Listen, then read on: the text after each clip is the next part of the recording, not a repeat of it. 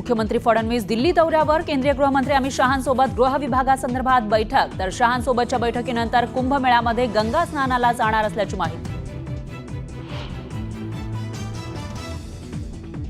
जरांगे पाटलांची पुढची भूमिका आज ठरणार। साखळी उपोषण की मुंबईत आंदोलन याबाबत ठरणार रणनीती।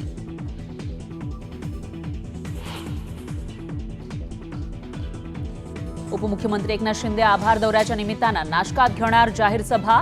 शिवसेना युबीटीवर काय बोलणार याकडे सर्वांचं लक्ष।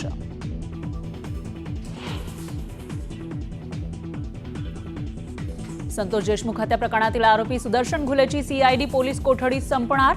केस कोर्टात होणाऱ्या सुनावणीकडे लक्ष।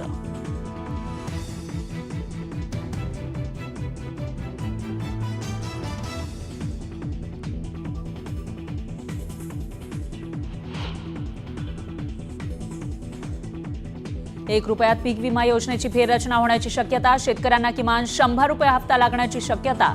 कृषी आयुक्तालयानं प्रस्ताव पाठवल्याची सूत्रांची माहिती।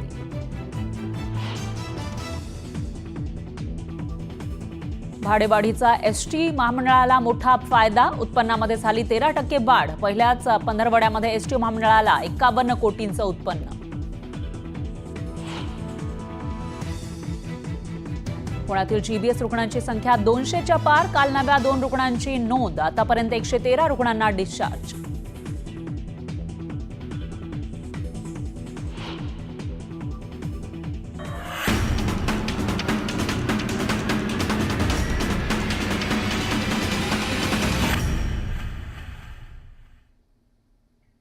नमस्कार, मी फराह खान। तुम्ही बघताय न्यूज 18 लोकमत। बुलेटिनमध्ये घेऊया सुपरफास्ट 100 बातम्यांचा वेगवान आढावा।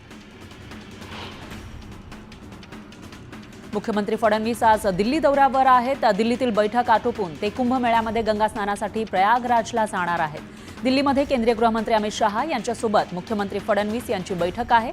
ती बैठक संपली की ते प्रयागराजला रवाना होणार आहेत। गृह विभागाशी संबंधित काही शासकीय विषयांसाठीची ही भेट असल्याची माहिती आहे। उपमुख्यमंत्री एकनाथ शिंदे आज नाशिकचा दौरा करणार आहेत। आभार दौऱ्याच्या निमित्तानं त्यांची नाशिकमध्ये जाहीर सभा होणार आहे। तसंच काळाराम मंदिरामध्ये जाऊन ते दर्शनही घेतील।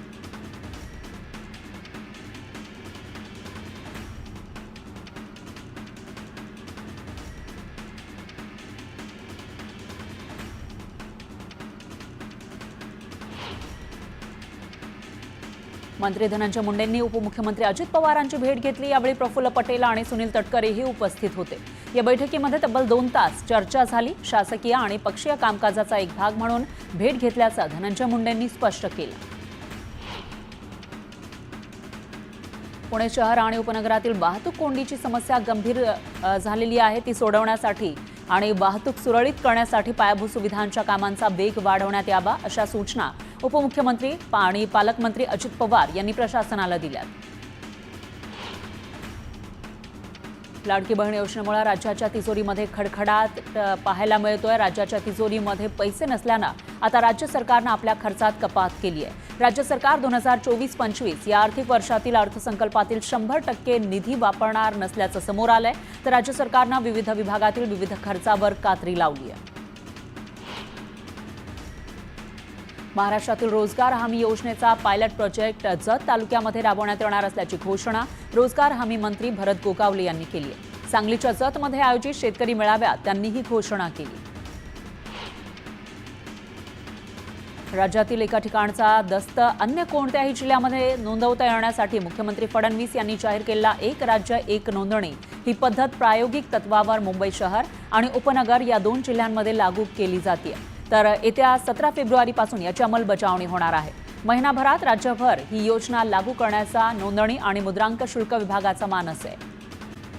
एक सविस्तर आणि मोठी बातमी बघूयात। निवडणुकीपूर्वी जाहीर केल्या जाणाऱ्या मोफत योजनांवरती सुप्रीम कोर्टानं संताप व्यक्त केला। या योजनांमुळे आपण परजीवींचा वर्ग तर तयार करत नाही ना, असा सवाल कोर्टानं उपस्थित केलाय। त्यामुळे महाराष्ट्रातील लाडकी बहीण योजनेसोबतच मोफत योजनांवरनं पुन्हा राजकारण तापल्याचं बघायला मिळतंय। परजीवींचा वर्ग तयार करायचा आहे का? मोफत योजनांवरनं कोर्टाचे ताशेरे।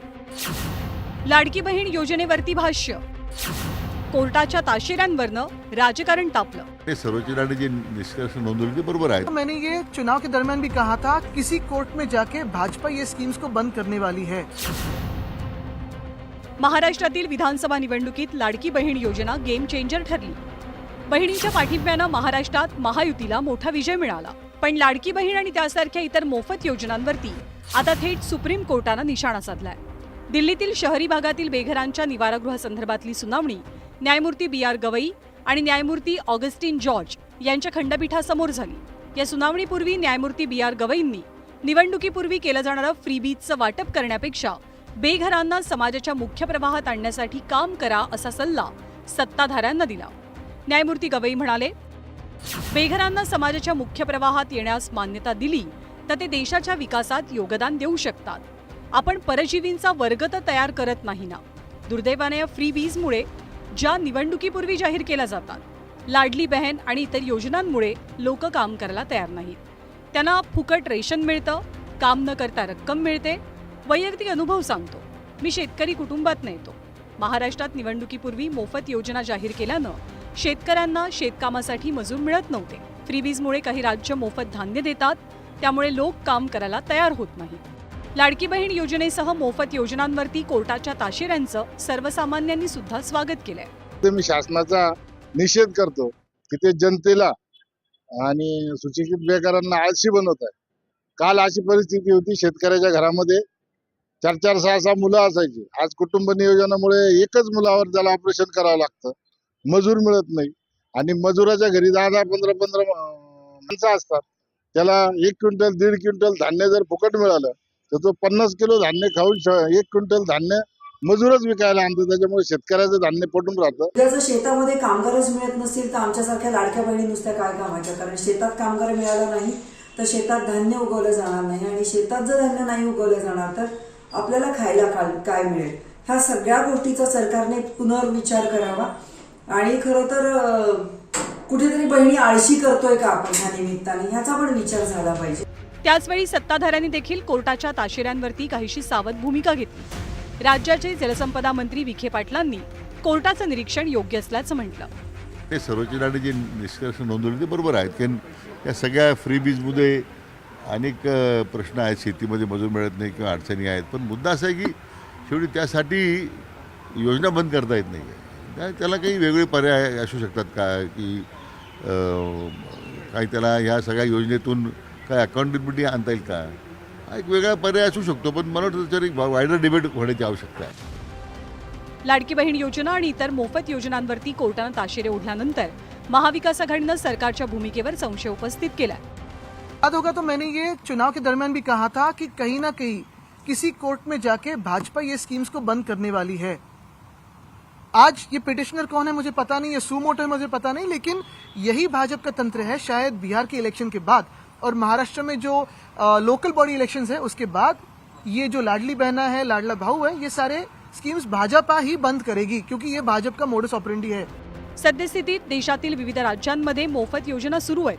मध्य प्रदेश, पश्चिम बंगाल असो की महाराष्ट्रातील लाडकी बहीण योजना, प्रत्येक पक्ष सध्या अशा मोफत योजनांमधनच सत्तेचा मार्ग शोधण्याचा प्रयत्न करताना दिसतोय. आता कोर्टानं याच मोफत योजनांवरती बोट ठेवलं.